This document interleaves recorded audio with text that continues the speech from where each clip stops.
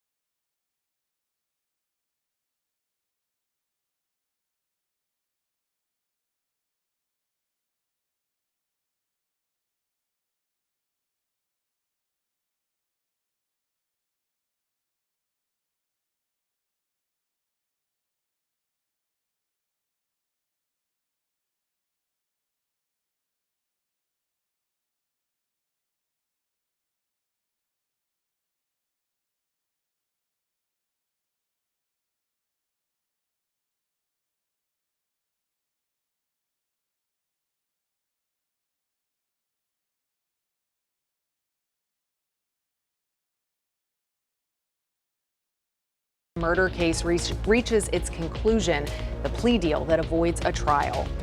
A local business owner accused of laundering hundreds of thousands of dollars. His trial date announced today.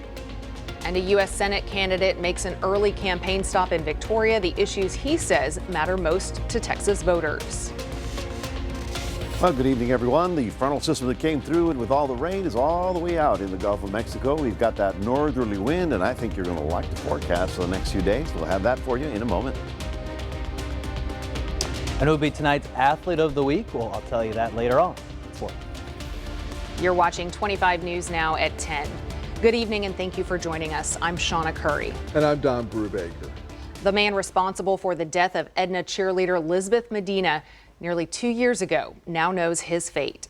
25 News Now reporter Ray Mosley was at the Jackson County Courthouse today and brings us the latest developments. Rafael Govea Romero pled guilty to murder and aggravated robbery with a deadly weapon, with a life sentence for each count. He'll serve those sentences at the same time. As a condition of the plea, Romero waived his right to appeal. Romero could be eligible for parole after serving 30 years. In a separate hearing, he also pled guilty to burglary of a habitation, in which he'll have to serve 20 years.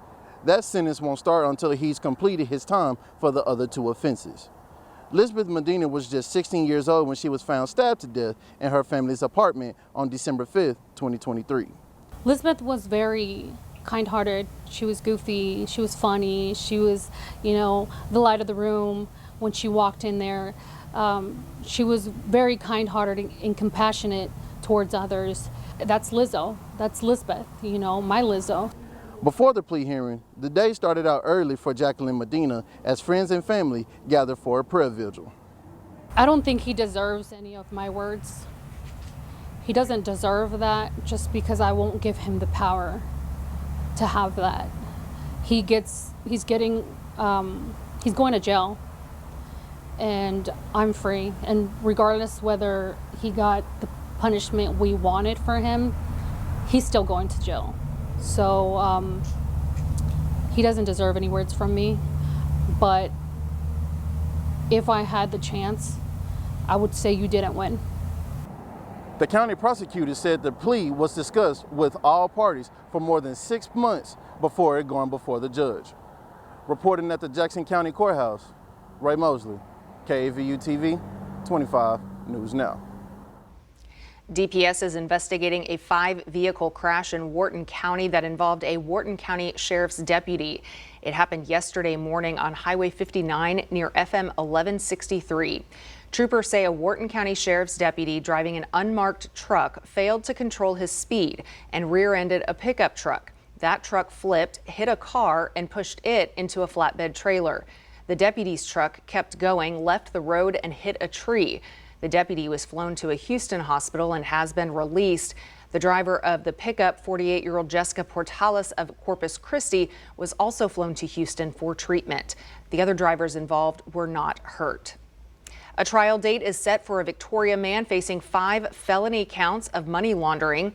Jason Brannon had a pretrial conference this morning at the federal courthouse, where another pretrial conference was scheduled for October 31st and a jury trial set for November 3rd.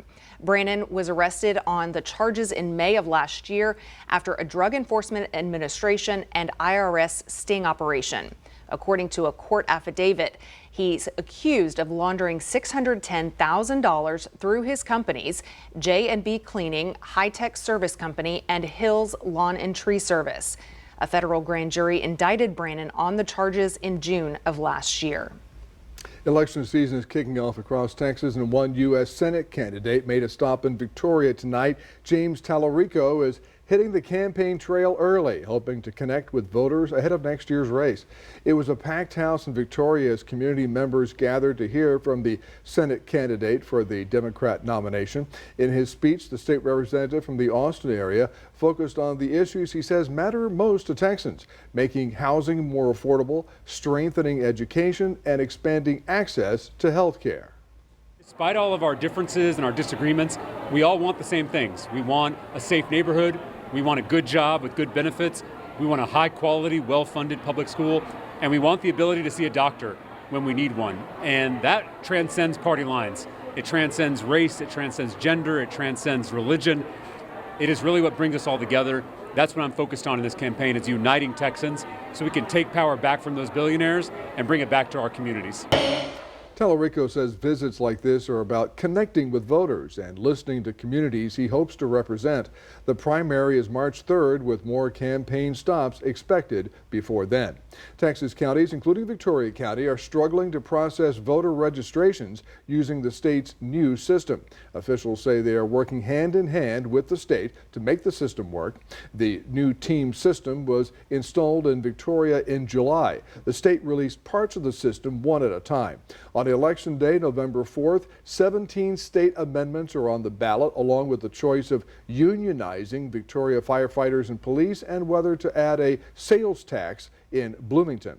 Refugio's new police chief was sworn in this week. Hugo Rosas has more than 30 years in law enforcement. He started his career in 1993 with the Refugio Police Department. Most recently, he worked in the San Patricio County Sheriff's Office. Rosas succeeds former Chief Enrique Diaz, who resigned in July after several complaints were filed against him.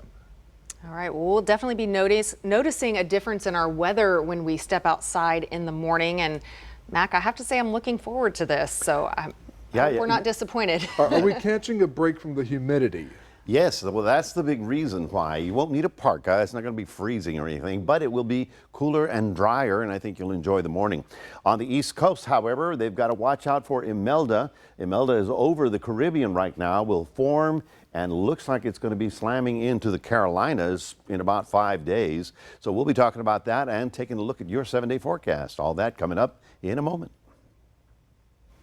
Christian activist David Barton will advise the Texas State Board of Education during a social studies overhaul. To read the full Texas Tribune article, come to crossroadstoday.com. In Victoria, the community gathered to celebrate Hispanic heritage and honor those making a difference. The De Leon Club of Victoria hosted its annual Hispanic Recognition Celebration at Texas A&M University Victoria. The organization, which has been a part of the community for 60 years, honored 3 Hispanic individuals for their dedication and service. The evening included food, fellowship, and a presentation recognizing the honorees' commitment to improving the lives of others in the Crossroads. And also I believe in teaching our younger generation to volunteer. That's really what my main focus is. It's giving back, but also teaching the younger ones that you have to lead by example. And that's my mission, my personal fulfillment. Organizers say the celebration is not only about honoring individuals, but also about continuing the club's mission to support and uplift the Hispanic community in Victoria. Golden Crescent Habitat for Humanity is getting $300,000 to help local veterans. That money comes through the Housing for Texas Heroes program, which covers home repairs, modifications, and weatherization for veterans and surviving spouses. The grant is part of more than $4 million the Texas Veterans Commission is handing out to organizations across South Texas. Most of that funding comes from Texas lottery games that support veterans, along with donations from vehicle registrations and hunting or fishing licenses. TikTok apparently is not only for teenagers to make and watch short dance videos, it is also increasingly where many Americans are getting their news. A new Pew survey shows 1 in 5 U.S. adults now regularly get their news on the app. That's up from just 3% in 2020. Among adults under 30, about 43% rely on TikTok for their news. Even a quarter of people between 30 and 50 say they turn to the platform. Pew says TikTok has seen the biggest surge in news consumption compared to any other social media site. So this brings us to our viewer poll tonight. What do you use TikTok for the most? Down a little bit, but still well in the lead is watching entertainment videos, whether that's dances or memes or, comedy clips or funny home videos, whatever it may be. 22% following hobbies or learning, how to do different things, DIYs. So thank you to everyone who's voted. If you have not, we want to hear from you. So visit crossroadstoday.com/vote to let us know. Well, a stolen pony named Funky Monkey is back home safe and sound in Houston. But he had quite an adventure after thieves broke into his home and dragged him away. That's amazing, but part of that theft caught on security video. Bill Barajas reports. This is Funky. This is Funky Monkey. He is 15 years old. He has a terminal medical condition called Founder. You can see he's breathing kind of hard. That's an indication of sun pain. And what is Founder? Basically, he has diabetes for ponies. Vanessa Riley runs Peace, Love, and Ponies. She says Funky is part of a special program that provides free rides to children with autism and other disabilities. But that didn't stop this trio from breaking into his corral and making off with him in the dead of night. The heist caught on several cameras. They took him just because he's so easygoing? They grabbed him because it would have been impossible to grab the other ones. You saw them earlier. Did you get some footage of them running? Funky Monkey was the lowest hanging fruit. The time about 3:45 in the morning. The thieves using a back gate to get in. They broke this lock from the fence and they lifted this up out the concrete and they dragged Funky up through here 100 feet at the back of the shopping center, and then he's caught on video being dragged past the restaurant and past the other businesses. Riley cares deeply about each and every one of these ponies. When she went to check on them in the morning and Funky was nowhere to be found, she quickly filed a police report and then took matters into her own hands. She drove around the neighborhood and stopped to talk to any and every person willing to listen. She also visited nearby businesses to ask them to check their cameras. And I got out the car and I asked every homeless person, every person sitting on the street. I knew somebody knew something.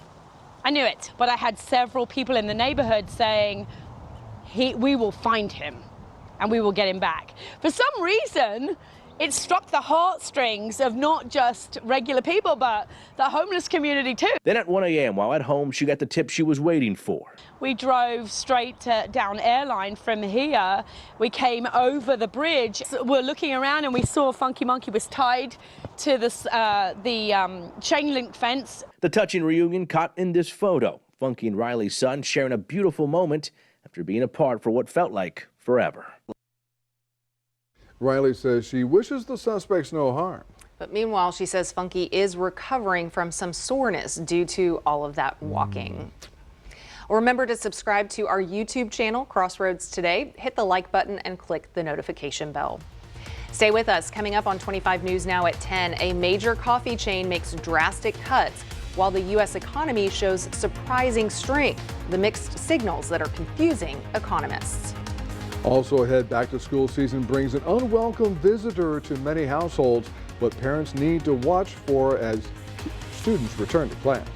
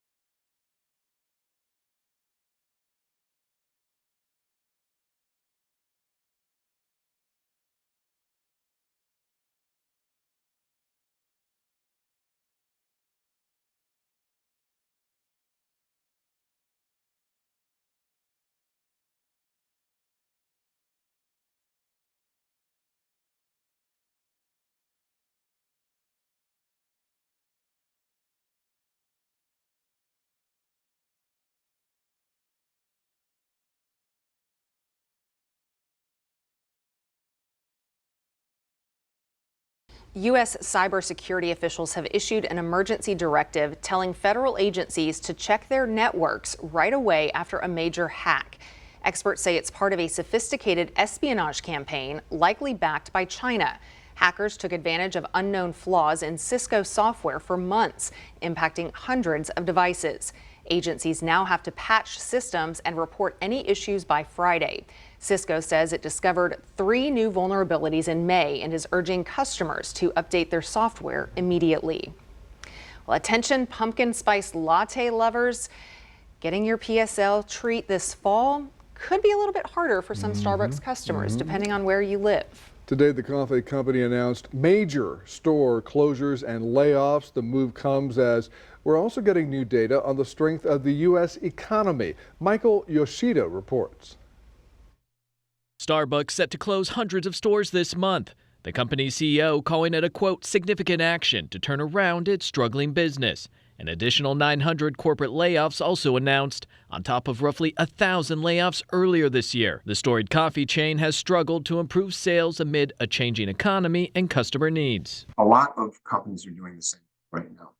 They are weeding out non-performing stores, not making their profit margins. But economists say the slim down at Starbucks isn't necessarily a harbinger of economic trouble, and it comes as new data from the Commerce Department shows the economy expanded in the second quarter.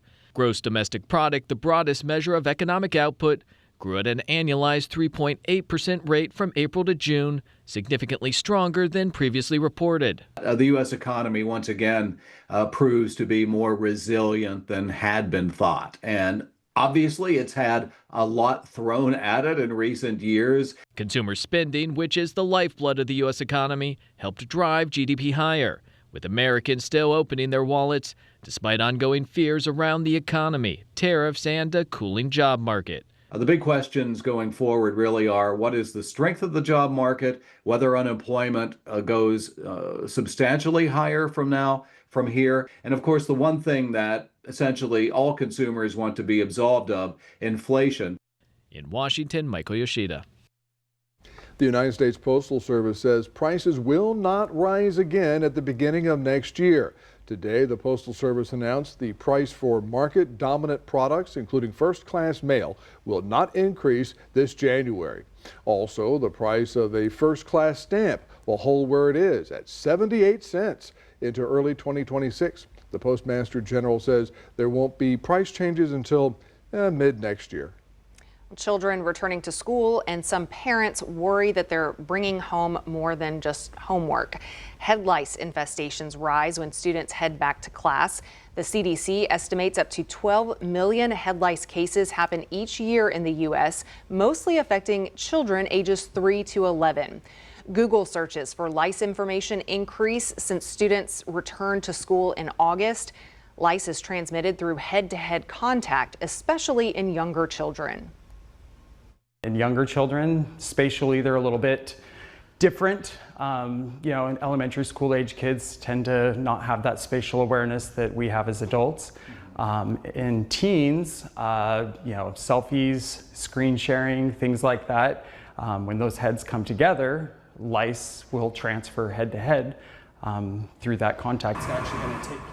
Experts say many school policies are outdated. The CDC recommends students with lice do not need to go home early.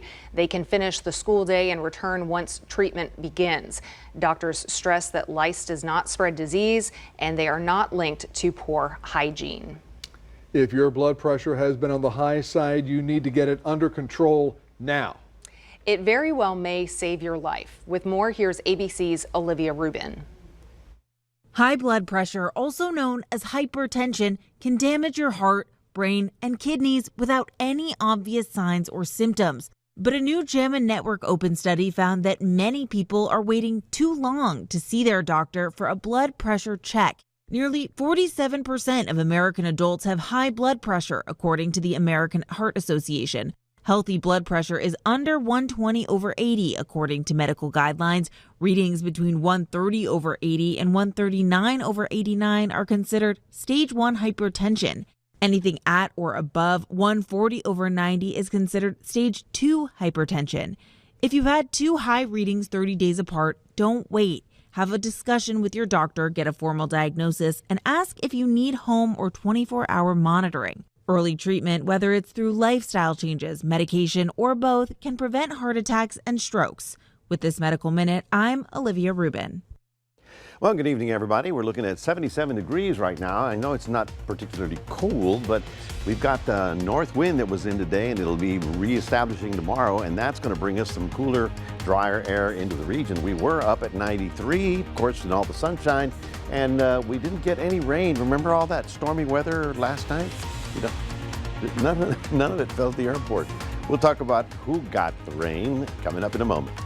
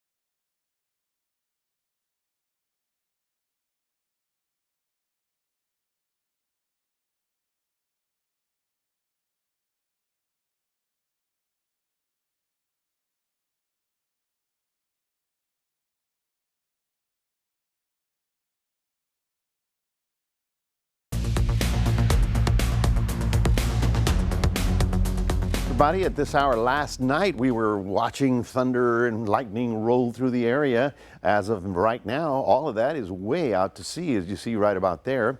The frontal system made it all the way down to Brownsville, and they're getting some rain down there right now. But now high pressure, you can see it right here perfectly, clearing us out and clearing out much of Texas. So we've got some really nice weather coming in. Now, it's going to be cooler, okay? You don't need a sweater, you won't need a jacket, but it's going to be a little nicer feeling. Here's the last 12 hours, and everything is ran out to sea like at about 4 o'clock in the morning. I thought it'd be closer to 6 or 8 o'clock in the morning, but by 4 o'clock in the morning, it all cleared away, and it was all gone. Now, here's the interesting part. Here's Highway 59. There's Victoria. You see Goliad, okay? 59. From 59 to the coast, 2 to 4 and even 5 inches of rain. Good stuff, right?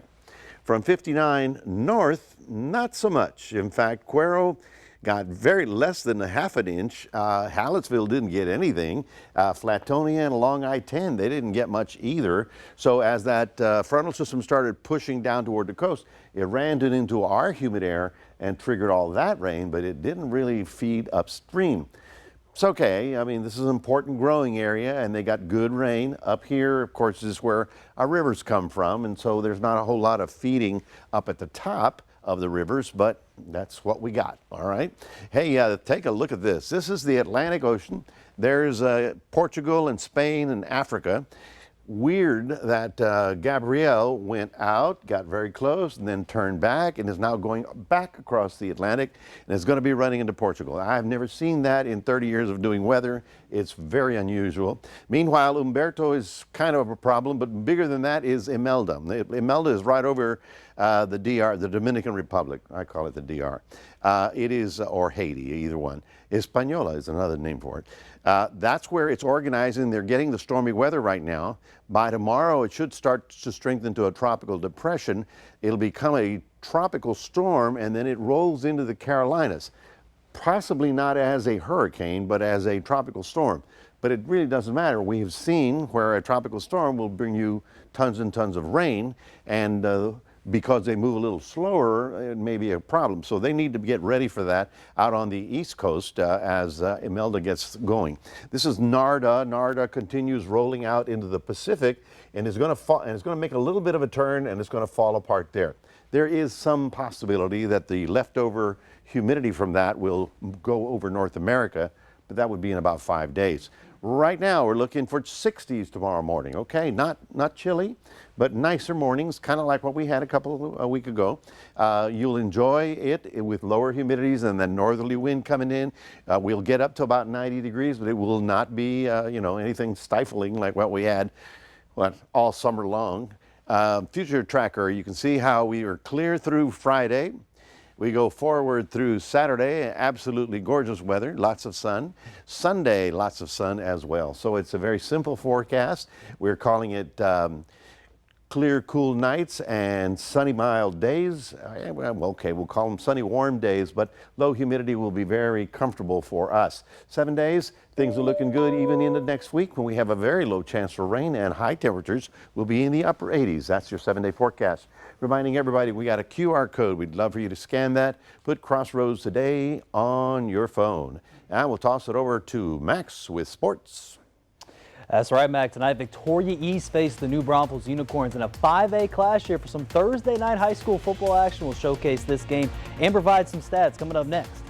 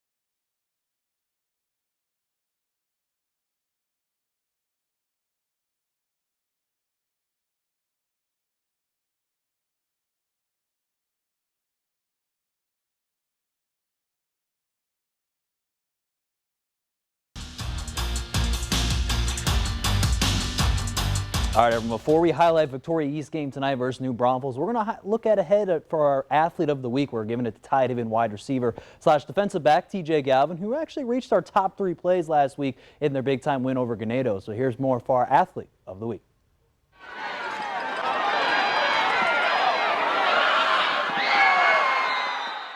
We head out to El Maiden, Texas for this week's Athlete of the Week with wide receiver defensive back TJ Galvin. Galvin had 3 touchdown grabs in their big victory over Ganado Indians last week. With Galvin playing on both sides of the ball, he credits his conditioning over the summer for him, and to play on both sides of the ball, he highlights their offensive depth. Just the conditioning we do, even though sometimes I'm still out there, I'm gassed, but for offense, we have backups, we have depth. Playing on both sides of the ball wasn't always the case for Galvin. Tidehaven head coach David Lucio mentions he just played him a defensive back his sophomore year, but knew he was special. Sophomore year, though, when he first started, we only let him play DB only because he was just a sophomore, and I just wanted him to focus on that. And we had some pretty good receivers, but he could have probably actually started for us at receiver 2 back then. With playing on both sides of the ball now, Galvin now plays with senior quarterback Cale Russell, and he credits their long-term bond that they've had with each other. Oh, well, we've known each other since probably 2nd, 3rd grade. We've been playing together for that long, so that connection just builds over time. With both of them being on the same page, the Tigers look to open district play 1-0 at Wallace Brazos tomorrow night. He highlights how this team needs to stay locked in week by week. I mean, I would say we go into every game like it's a district championship, because in our district, anybody can beat anybody. It's never, you can't ever take a game off. Galvin hopes to carry the Tigers to a district opening victory tomorrow night. We'll see if he can. Congrats to TJ Galvin for being this week's Athlete of the Week. All right, everyone, it's that time. Thursday night football, Victoria East, they traveled out to New Braunfels tonight, and they were looking to get their first win of the year for the Unicorns. They're currently 4-0 with their record overall for this season. And so starting off perfectly, though, for New Braunfels. How about their running back, number 26, Brock Stewart, finds the end zone there to start it off, and that would lead it to be 7-0 there for New Braunfels to start this game. And again, their running game was huge for kind of the Unicorns in this game as well, but also their passing game was kind of huge as well, because we see a couple plays later from the defensive side kind of up here. This is Xavier Valdez trying to get to the outside, but look at the big time hit.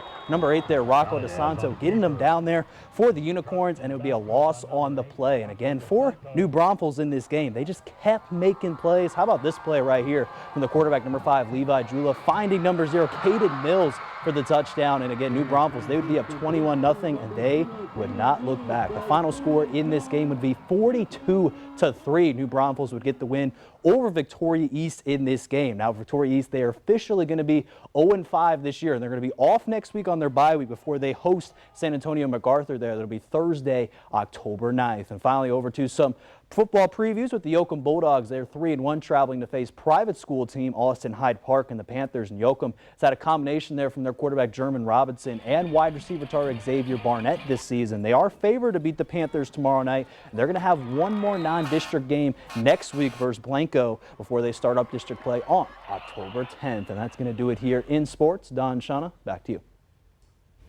Thank you, Max, and stay with us. Coming up on 25 News now at 10, we'll take a last look at your weather. Plus, an Alabama man breaks a Guinness World Record with something he's been growing for years, the achievement that took over a decade.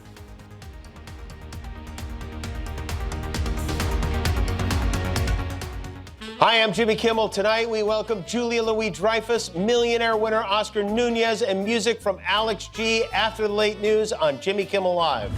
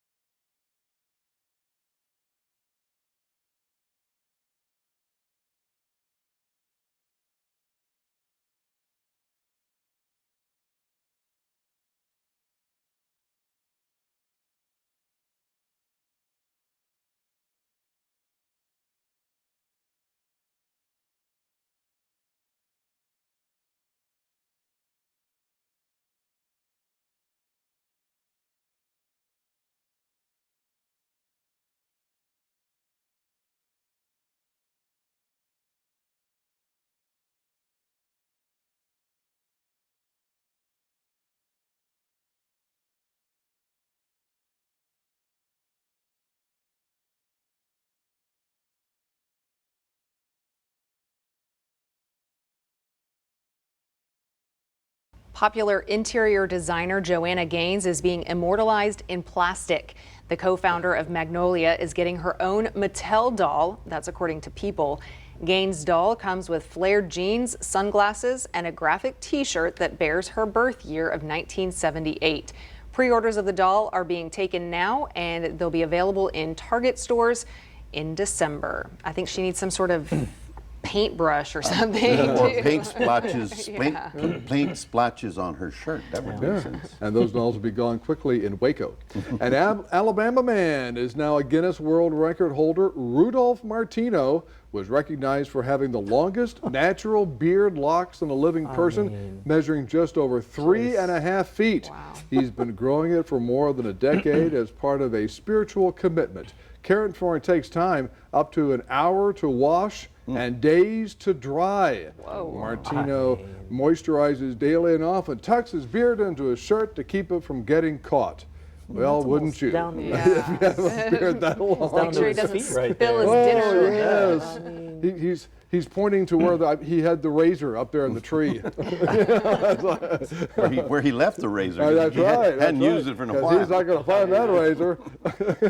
Well, folks, we've got some really nice weather coming up. Tomorrow morning is going to be very pleasant with low humidities and getting down to the 60s. Daytimes will be sunny, getting about to 90 degrees, but the humidity will be low, so I don't think you're really going to have a problem with that. So enjoy the weekend weather, which will be very nice. Next week, we're looking pretty good as well.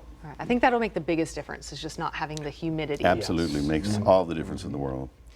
Well, heat up the griddle because tomorrow is National Pancake Day, also known as flapjacks, Johnny cakes, griddle cakes, or hot cakes, whatever you call them. Pancakes are a traditional breakfast favorite dating back tens of thousands of years. Pancakes may be the oldest breakfast food in history, actually. They're made with mixed batter, and the topping options are endless: butter, syrup, fruit, whipped cream, honey, nuts. You can put whatever you want on there. You can whip up some pancakes at home tomorrow, or you can head out to a number of restaurants that will be offering deals to celebrate National Pancake Day. Quick, what's your favorite pancake? It's the Rudy Tooty, the Harvest Grain Nuts. That's Harvest Grain Nuts? The Harvest Grain with the butter pecan syrup. There you go. Original. Blueberry with bananas. Oh. That sounds healthy. Jimmy Kimmel Live starts now without the pancakes. Now at 10 and streaming on CrossroadsToday.com, a teenager